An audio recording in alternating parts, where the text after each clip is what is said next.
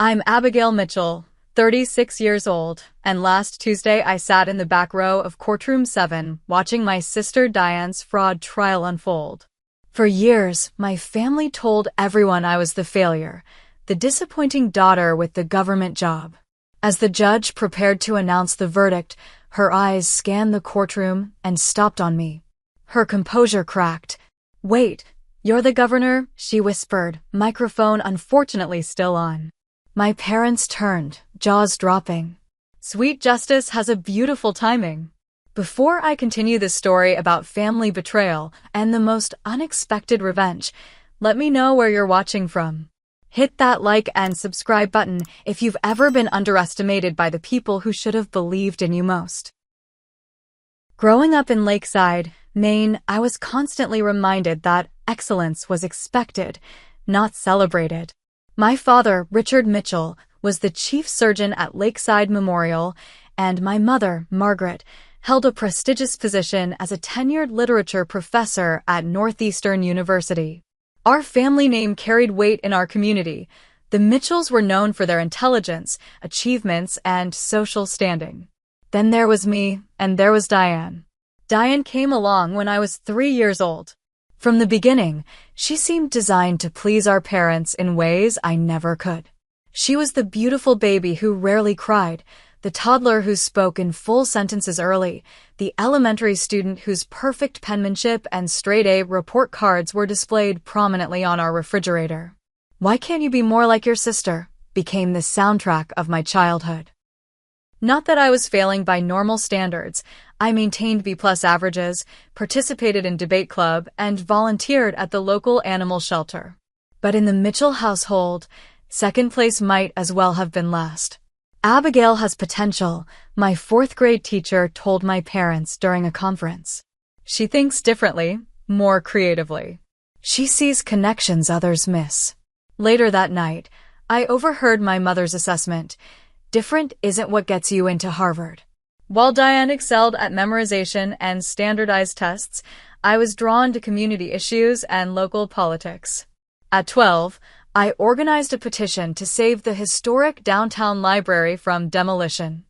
I gathered over 500 signatures and presented them at a town meeting. It was cute. My father told his colleagues at a dinner party I was allowed to attend if I helped serve dessert.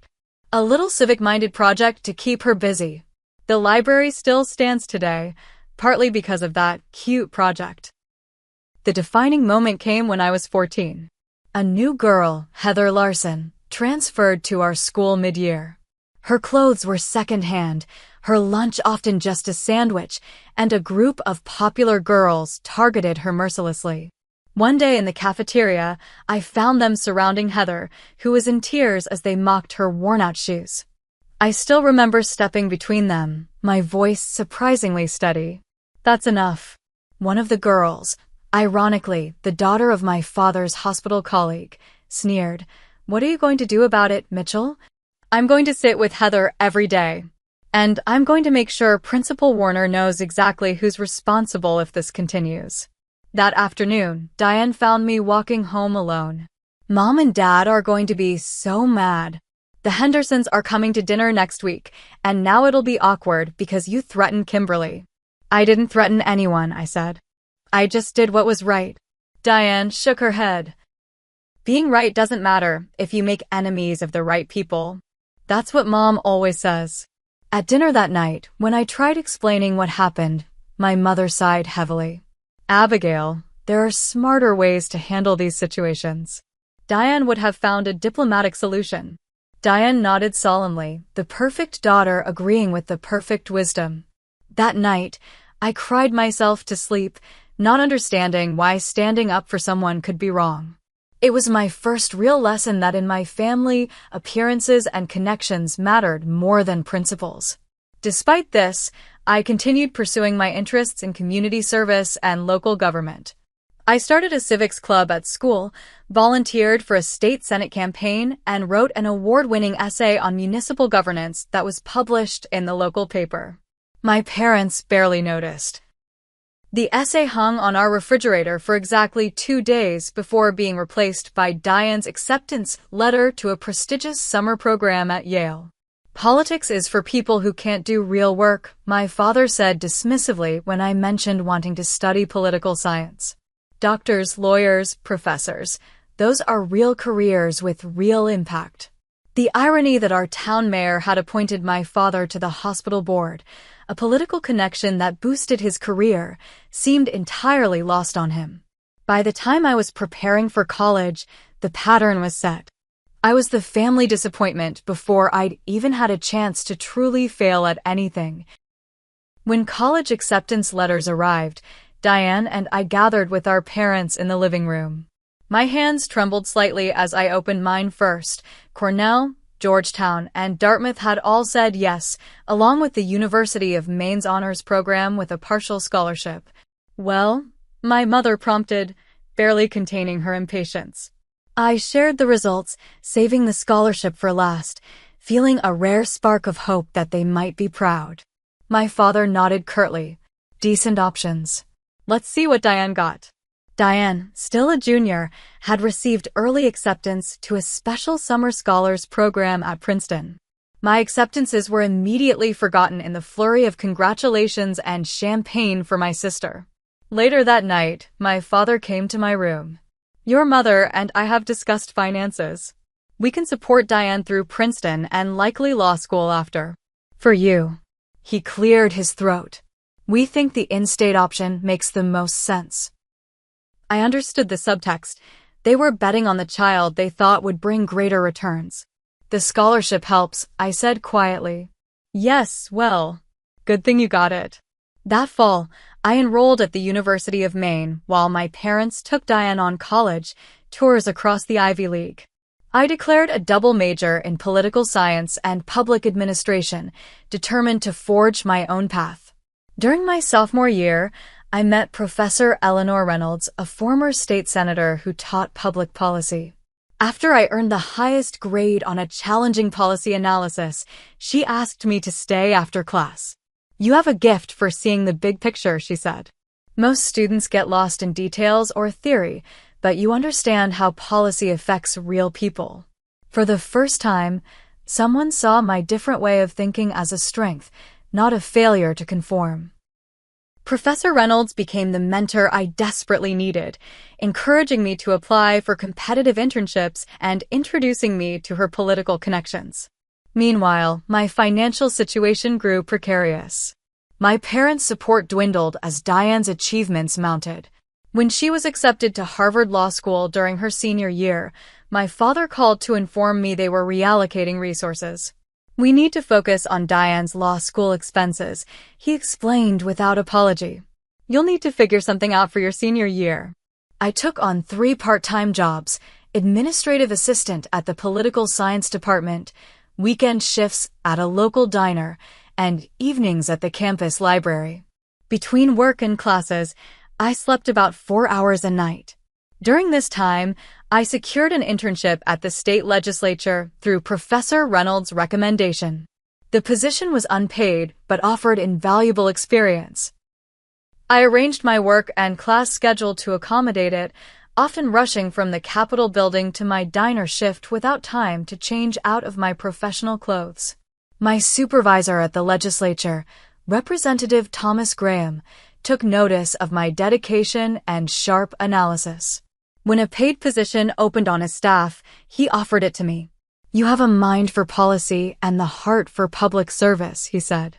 That's a rare combination. I called my parents with my first piece of good news in years. My mother answered. That's nice, Abigail, she said distractedly. Did you hear Diane made law review? Only 5 first years were selected. At graduation, I received my diploma with honors, a distinction earned while working 3 jobs. My parents attended but left immediately after the ceremony to attend a celebration dinner for Diane passing her first-year law exams. My first real career setback came shortly after graduation. Encouraged by my mentors, I ran for city council in Augusta.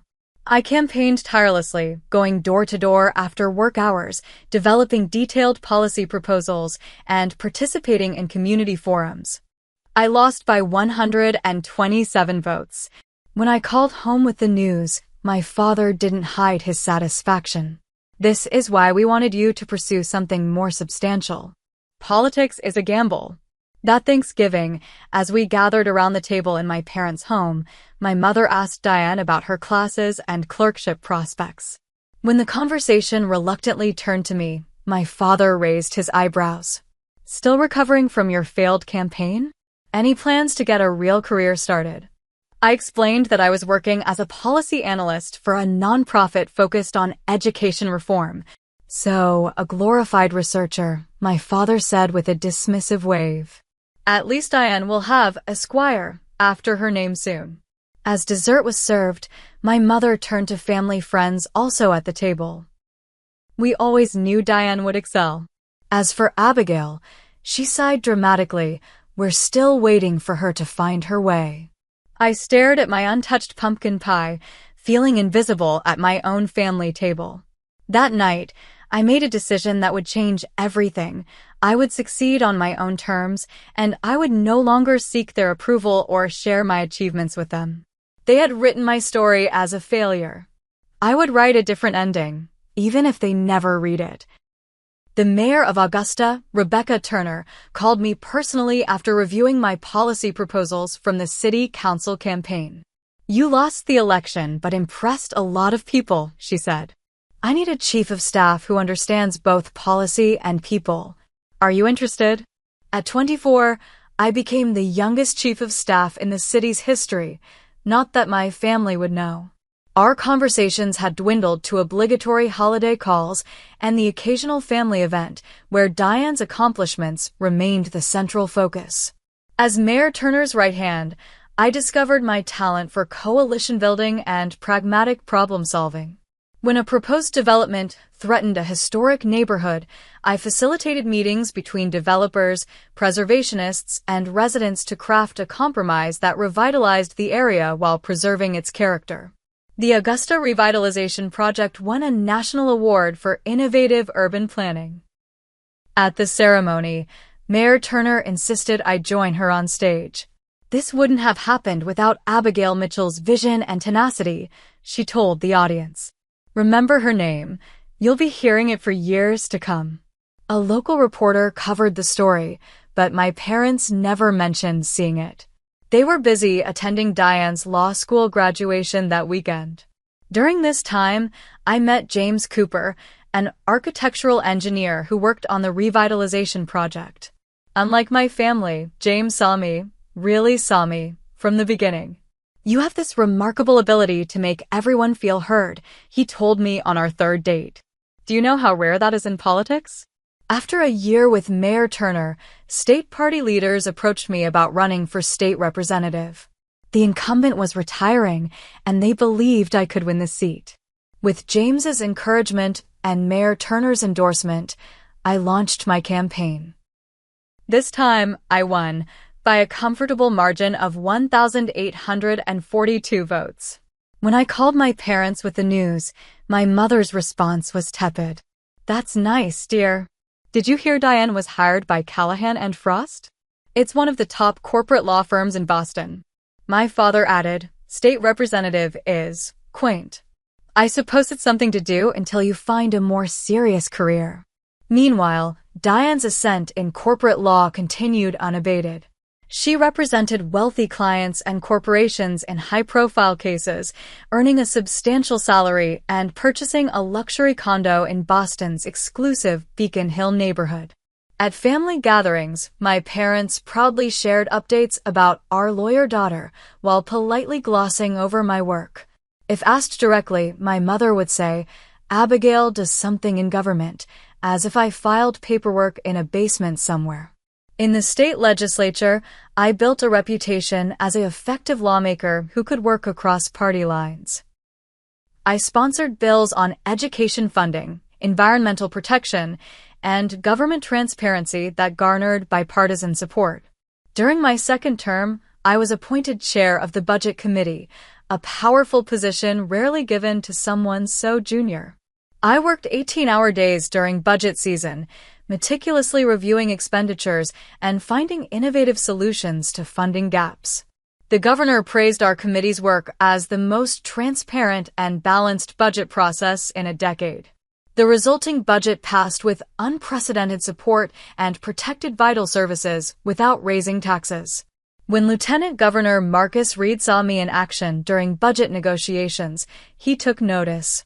After a particularly effective presentation where I defended funding for rural healthcare initiatives, he approached me.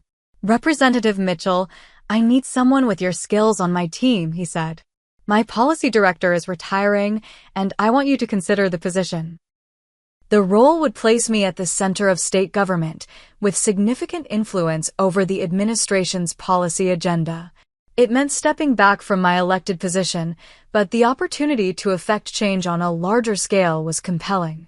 James and I discussed it over dinner at our favorite restaurant. "You've accomplished so much in the legislature," he said, "but I see how excited you are about this. You'll have a wider impact." "My family will see it as quitting," I said, realizing I still cared about their opinion despite everything. James reached for my hand.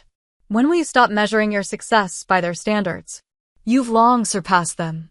I accepted the lieutenant governor's offer, and for the next 2 years, I shaped policy on education, healthcare, infrastructure, and economic development. I deliberately maintained a low public profile, focusing on results rather than recognition. Meanwhile, Diane became a partner at her firm, the youngest in its history. My parents threw an extravagant celebration at their country club, inviting extended family and friends to toast her success. I was invited but couldn't attend due to budget negotiations. When I sent my regrets, my mother replied, "It's just as well. Diane's colleagues might find your government work quaint." What they didn't know, what I never told them, was that I had become one of the most influential figures in state government, with direct access to the governor and responsibility for policies affecting millions of citizens. And soon, events would unfold that would change everything. Lieutenant Governor Reed and I were reviewing education funding proposals when his assistant burst into the room. "Sir, you need to turn on the news." Breaking news alerts showed catastrophic flooding across the western part of our state. 3 dams had failed after unprecedented rainfall, and entire communities were underwater. The death toll was rising. Governor Harrison was overseas on a trade mission, making Reed the acting governor. He looked at me, his face grave. "Abby, I need you to coordinate our emergency response. You know the agencies, the resources, the people." For the next 72 hours, I barely slept, orchestrating rescue operations, emergency sheltering, and resource deployment. I worked directly with FEMA, the National Guard, and local officials, establishing a command center in the capital. When communications failed in the hardest-hit areas, I convinced a major telecom company to deploy emergency equipment.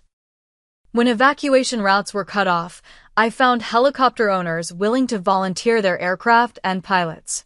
On the 3rd day, Lieutenant Governor Reed joined me at a press conference to update the public. Exhausted but focused, I presented detailed information about rescue efforts, available resources, and next steps. Afterward, Reed pulled me aside. "You've done remarkable work, Abby. People are noticing." I didn't realize how true that was until a week later, when public approval ratings showed Reed's handling of the crisis at 78%, unprecedented numbers. Though I'd stayed largely behind the scenes, those in government circles knew who had orchestrated the effective response.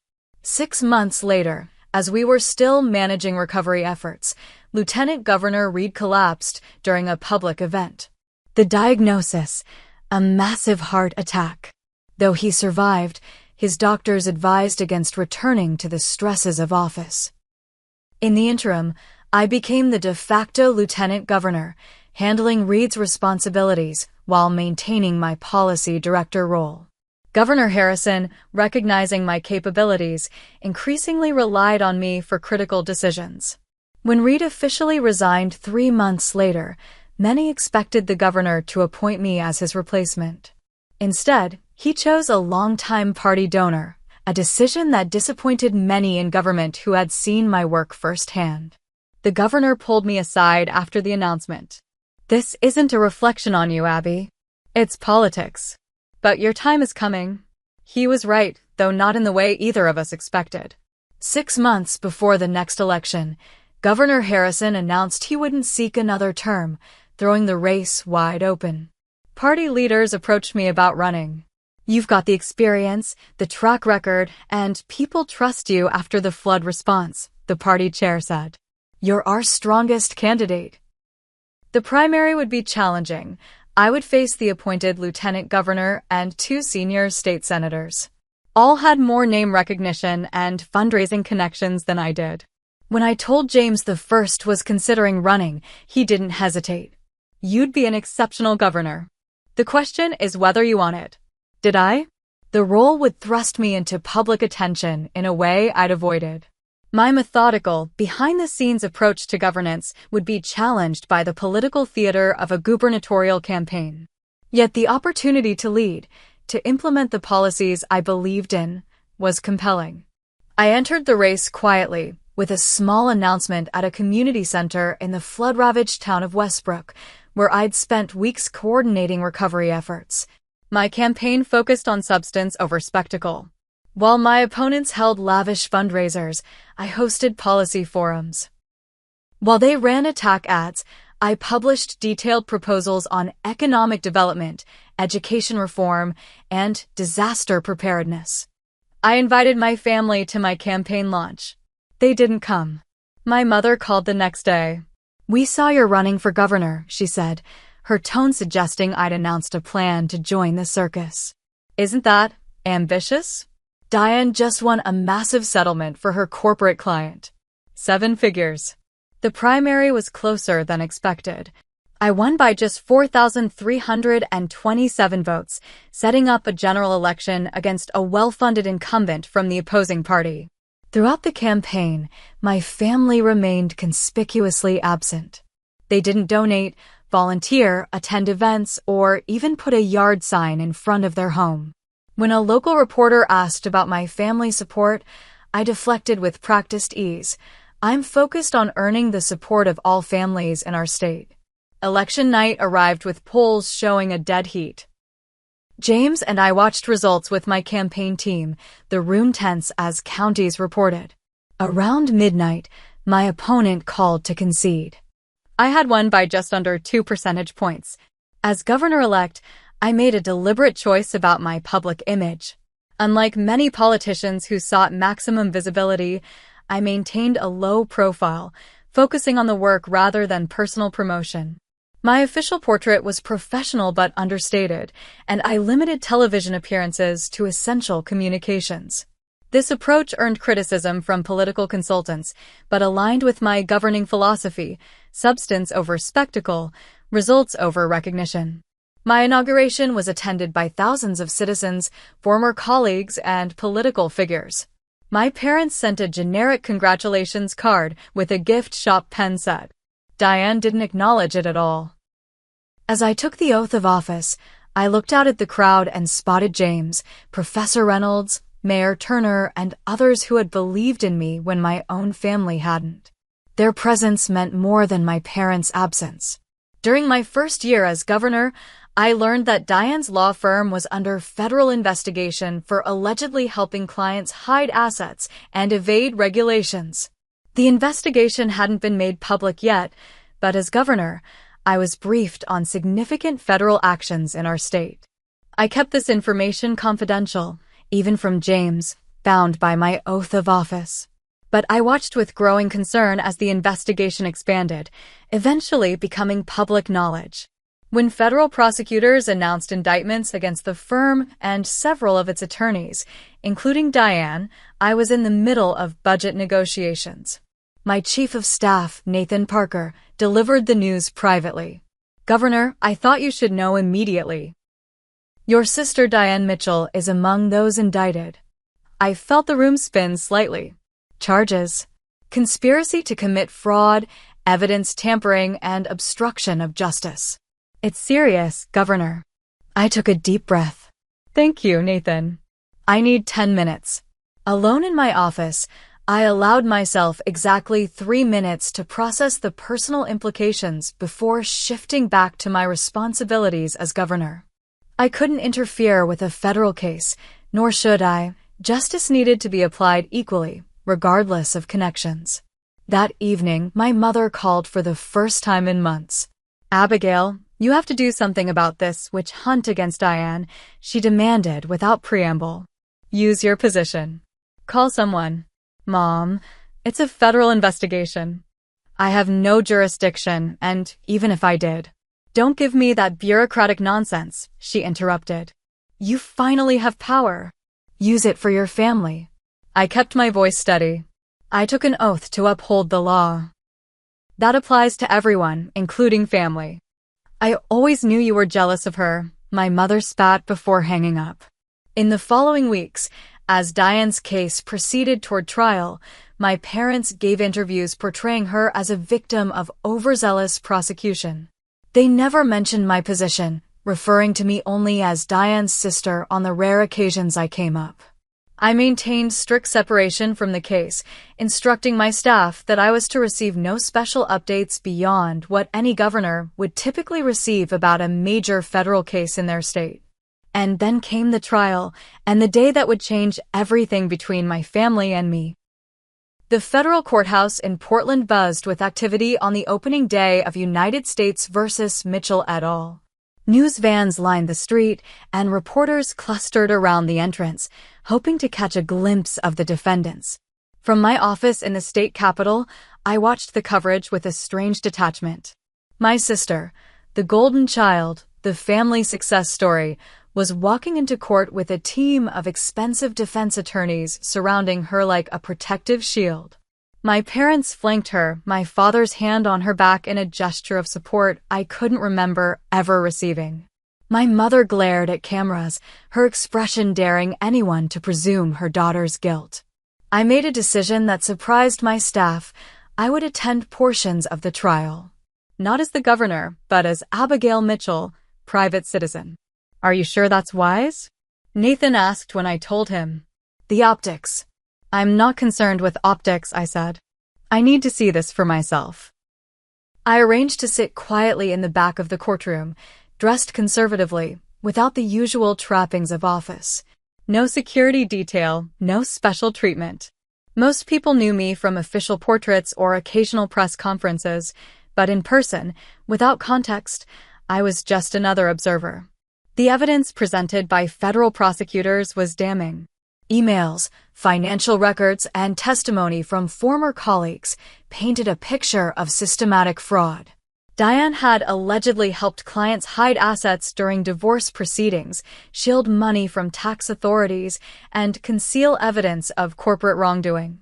During a break on the third day, I encountered my parents in the courthouse hallway. My mother noticed me first, her eyes widening with surprise before narrowing with suspicion. "So you've come to gloat," she said, keeping her voice low but sharp. "I'm here to understand what happened," I replied evenly. My father stepped forward. "What happened is that your sister is being persecuted for doing her job. But you wouldn't understand that, would you? Playing government in your little office while Diane was in the real world, making real money, having real impact." I absorbed his words, noting the irony of his assessment. As governor, I oversaw a $9 billion budget and policies affecting millions of citizens, while Diane had apparently been helping wealthy clients break the law. "The evidence seems substantial," I said quietly. "Evidence can be manipulated," my mother snapped.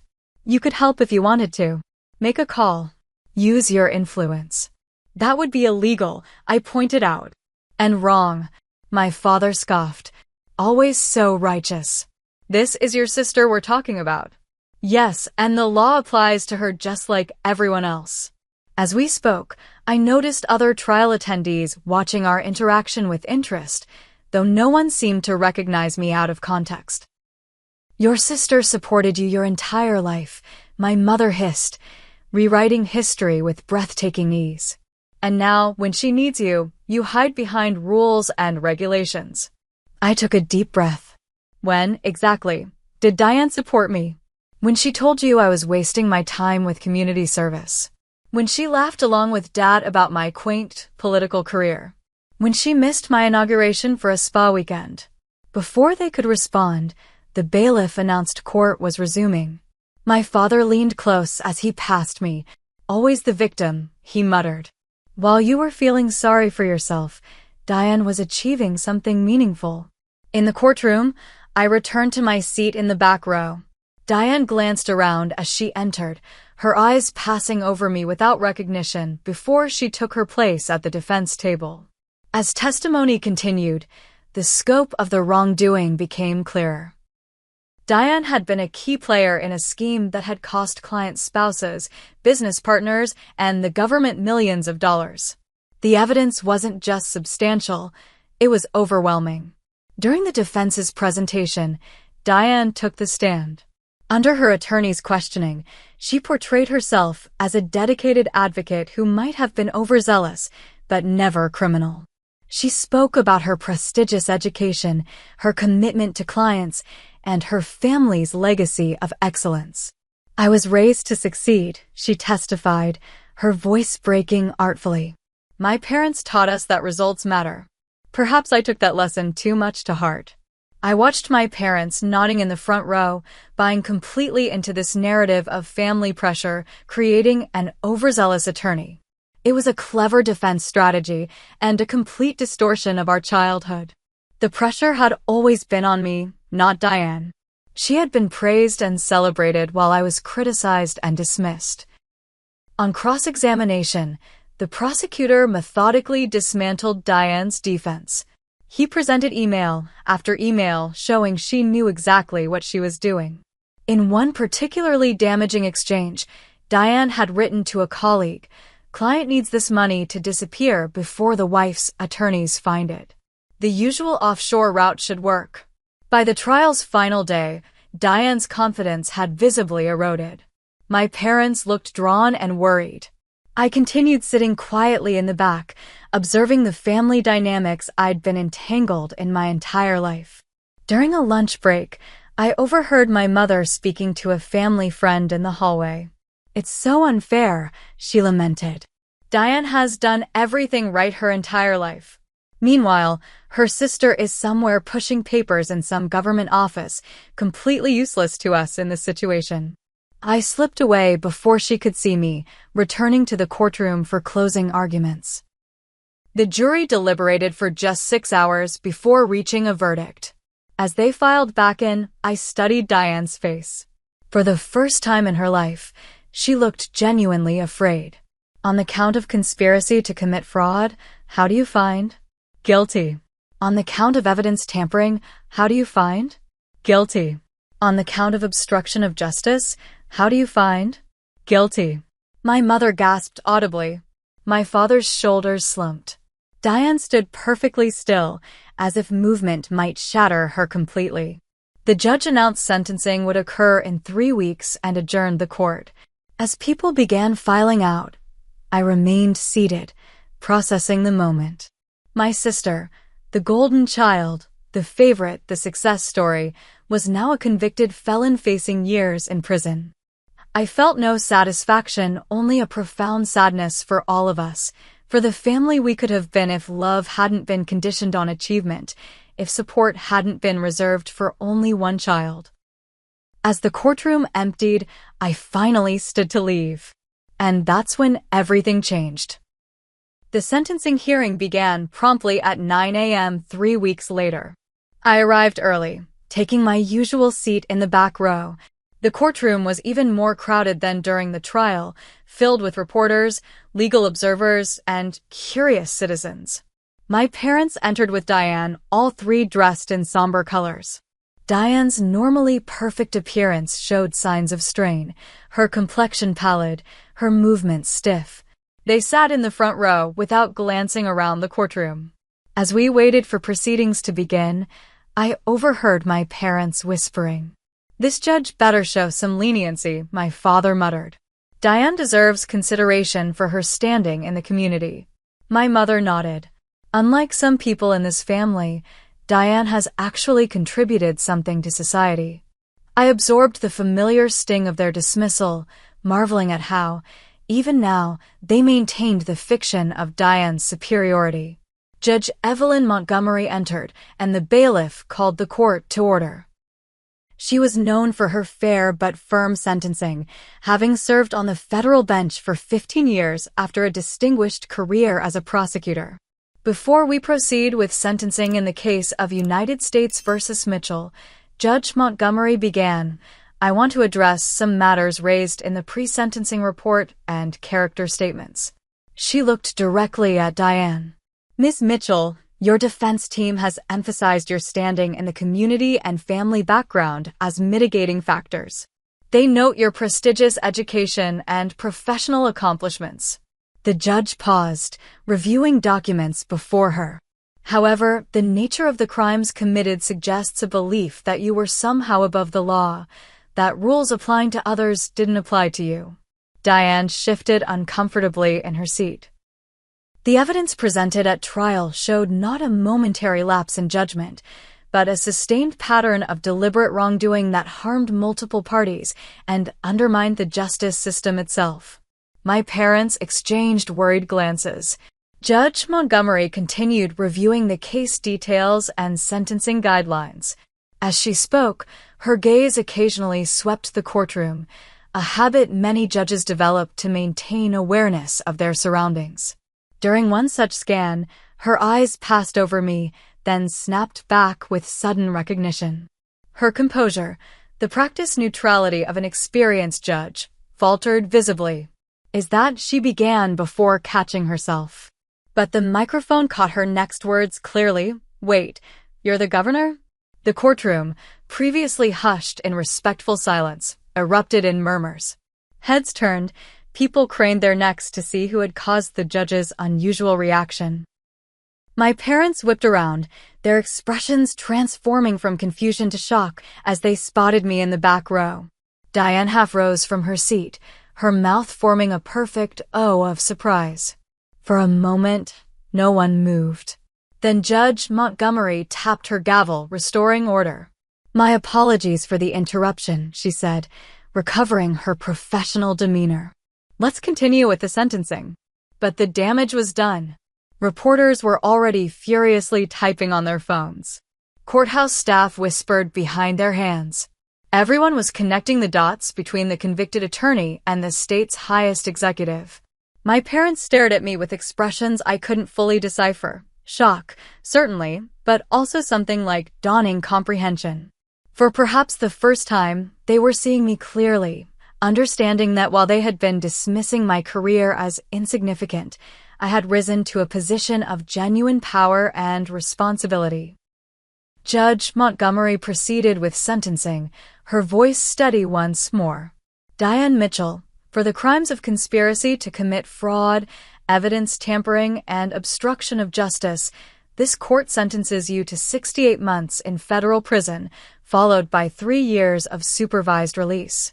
You are also ordered to pay restitution in the amount of $2.4 million to the victims of your crimes. My sister seemed barely to register the sentence, still looking back at me with an expression of disbelief. The judge continued, you will surrender to federal authorities 2 weeks from today to begin serving your sentence. With a final tap of her gavel, the hearing concluded. As people began filing out, reporters approached me, shouting questions. Governor Mitchell, did you know about your sister's crimes? Why didn't you publicly acknowledge your relationship to the defendant? Will you be issuing a pardon? I rose calmly, nodding to the bailiff who was attempting to maintain order. No comments at this time, I said quietly, moving toward a side exit where Nathan was waiting, having been alerted to the situation. Before I could leave, my mother pushed through the crowd, my father close behind her. All this time, she said, her voice trembling with some complex emotion.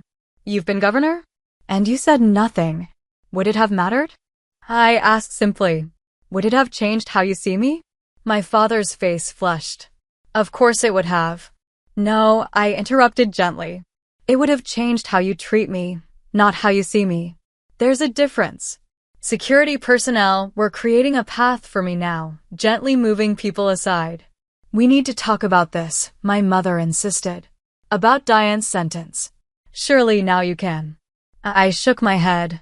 The justice system worked as it should. I won't interfere with that, not even for family. As I turned to leave, I caught a final glimpse of Diane, standing alone by the defense table, watching me with an expression I'd never seen on her face before: respect. Outside, cameras flashed and reporters shouted questions, but I moved steadily toward the waiting state vehicle, Nathan shielding me from the worst of the chaos. "Well," he said as we settled into the back seat, "I guess the cat's out of the bag with your family." I looked back at the courthouse, where my parents were now surrounded by their own swarm of reporters. "Yes," I said quietly. "I suppose it is." The revelation in the courtroom made headlines across the state.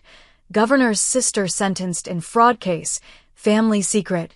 Governor Mitchell's connection to convicted attorney, Mitchell family drama, the governor and the felon. I issued a brief statement through my office. Justice has been served in a federal case involving my sister. I have maintained appropriate separation from this matter due to the obvious conflict of interest. I will not be commenting further on what is ultimately a private family matter. The media frenzy lasted about a week before a budget negotiation and a teachers' strike demanded public attention. The news cycle moved on, but my relationship with my family had fundamentally changed. 3 days after the sentencing, my mother called. "We need to talk," she said, her voice lacking its usual commanding tone. "Can we come to wherever you live now?" I gave her the address of the governor's residence, a historic home that had housed state governors for over a century. "Oh," she said softly. "I didn't realize." The next evening, my parents arrived at the residence, visibly uncomfortable as security verified their identities and escorted them inside. They seemed smaller somehow, diminished by the grandeur of the house and the reality of my position. I met them in the formal living room, where I'd hosted foreign dignitaries and business leaders. James stood beside me, his presence a steady comfort. "This is James Cooper, my partner," I said, making introductions. James, my parents, Richard and Margaret Mitchell. My father extended his hand mechanically. "How long have you?" 6 years, James answered pleasantly. "I've heard a lot about you both." An awkward silence fell. I didn't offer to show them around the residence or ease their discomfort with small talk. Finally, my mother spoke. "Why didn't you tell us about being governor?" I considered the question carefully. Would you have believed me? Or would you have found some way to diminish it, to explain why it wasn't really an achievement? "That's not fair," my father protested weakly. "Isn't it?" I gestured for them to sit. "When I was elected to the state legislature, you called it quaint. When I became budget chair, you didn't even acknowledge it. At what point would my accomplishments have been enough for you to see me as successful?" My mother's eyes filled with tears, genuine ones, not the performative emotion she typically deployed. "We always wanted what was best for you." "No," I corrected gently. "You wanted what was best for your image of the family. Those aren't the same thing." My father shifted uncomfortably. "We need to discuss Diane's situation. Surely now you understand that family should come first." "I understand my oath of office," I replied. I swore to uphold the law equally for all citizens. Creating special exceptions for family would violate that oath. "But Diane committed serious crimes," I continued. "Multiple crimes over years, harming real people. The sentence was fair, lenient even, given the guidelines." My mother dabbed at her eyes. "She's your sister." "Yes, she is. And I love her. But love doesn't mean enabling wrongdoing or shielding people from the consequences of their actions." After they left, James wrapped his arms around me. "Are you okay?" "I think so," I said, surprised to find it was true. For the first time, I spoke to them as equals. As adults, not as the disappointing daughter seeking approval. 2 days before Diane was scheduled to report to prison, she asked to see me. We met at a quiet cafe outside the city, away from reporters and curious onlookers. She looked different, humbled, perhaps. The polished corporate attorney veneer had cracked, revealing something more human beneath. "I almost didn't recognize you in court," she said after we'd ordered coffee. "You've changed." "Not really," I replied. "I'm the same person I've always been. You just never saw me clearly." She nodded slowly. "Mom and Dad are struggling with everything. Your position, my conviction. It's like their whole worldview collapsed. They created a narrative where you were the success story and I was the disappointment," I said. Reality didn't cooperate with that narrative. Diane stared into her coffee. I bought into it too. Their version of success: prestigious degrees, high salary, social status. I never questioned whether that was actually making me happy. "And was it?" I asked. She laughed humorlessly. "I'm going to prison tomorrow. What do you think?" We sat in silence for a moment before she spoke again.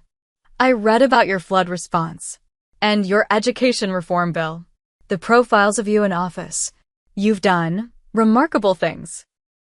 Coming from Diane, this acknowledgement felt monumental. "I'm sorry," she said suddenly, "for how I treated you, for believing I was somehow better because I followed the path they laid out." I reached across the table and took her hand.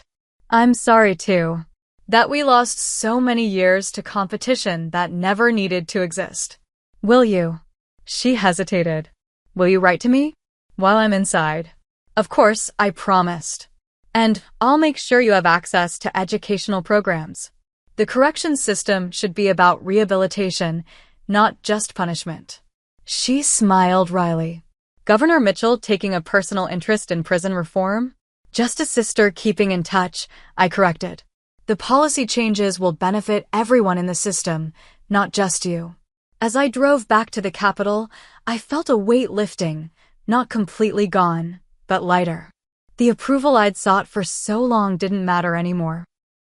I had built a life of purpose and impact, surrounded by people who valued me for exactly who I was. In the months that followed, I channeled my experiences into meaningful reform. My administration implemented a comprehensive ethics training program for state employees, strengthened whistleblower protections, and created a task force on white-collar crime prevention. I also initiated a review of the state's correctional education programs, ultimately expanding access to college courses and vocational training for inmates, changes that would help Diane, yes, but also thousands of others seeking to rebuild their lives. My parents and I established a cautious, more honest relationship. They attended my second inauguration after I won re-election by a comfortable margin. Their pride seemed genuine, if belated. During a family dinner 6 months into my second term, the first such gathering in years, my father cleared his throat awkwardly. "I've been thinking about what you said, about measuring success by the wrong standards." I looked up, surprised. "The flooding response," he continued. "Those education initiatives, the ethics reforms, those are real achievements that help real people." He hesitated. "I should have seen that sooner." My mother reached across the table for my hand. "We were wrong, Abigail. About so many things. It wasn't a complete healing, too much water under the bridge for that, but it was a beginning." Later that evening, as James and I walked through the garden of the governor's residence, I reflected on the journey. "Success isn't what I thought it was," I told him. "It's not titles or recognition or even family approval. It's impact. It's knowing your work matters." He smiled. "You figured that out long before they did." "I had help," I said, squeezing his hand. "From people who saw me clearly from the beginning." As I finish sharing the story with you all, I wonder, how do you define success in your own life? Is it through other people's expectations or through your own values and impact? Comment below with your thoughts on what true success means to you. If this story resonated with you, please like and subscribe to hear more stories about finding your own path despite others' expectations. And remember, sometimes the people who underestimate you the most are giving you the greatest gift, the freedom to surprise them. Thank you for listening, and I wish you the courage to define success on your own terms.